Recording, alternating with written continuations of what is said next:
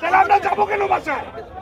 আপনি কালকে 24 ঘন্টা সময় নেন। আমার কথা ভাই বুঝেন, না চাই যদি আমাদের জনসংখ্যা কমে যায়, ঠিক আছে, কোনো কারণে আন্দোলন বন্ধ হয়ে যায়, তাহলে আপনারা দুর্বল হলেন কেন? আপনারা দুর্বল হলেন কেন? আমরা তো দুর্বল হইনি আছি ভাই, আমরা দুর্বল হই নাই, আমরা আরো শক্তি নিয়ে এই ভাই আমি তো বলি এই সবাই কথা বলবেন না, সবাই নেতা হইবেন না, আমার সামনে নেতাগিরি দেখাইবেন না।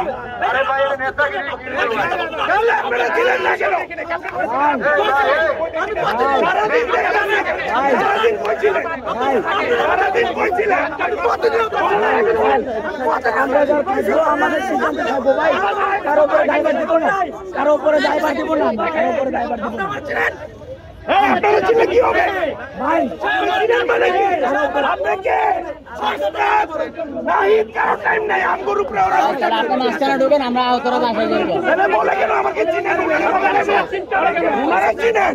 সোহেল ভাই থামো ভাই, আমরা থাকতে ঠান্ডা একটু ঠান্ডা এটা সারা রোড এই বেটা দুপুরে না খায় রোডের মধ্যে এখানে রয়েছি, তখন বুঝাচ্ছিলেন আমাদের মিডিয়ারা মাঝখানে ঢুকেন,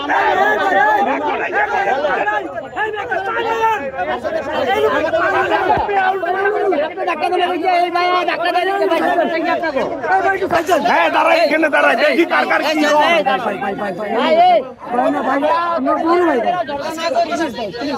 আমরা নিজেরা না না এখন বিতর্ক করতেছে কেন?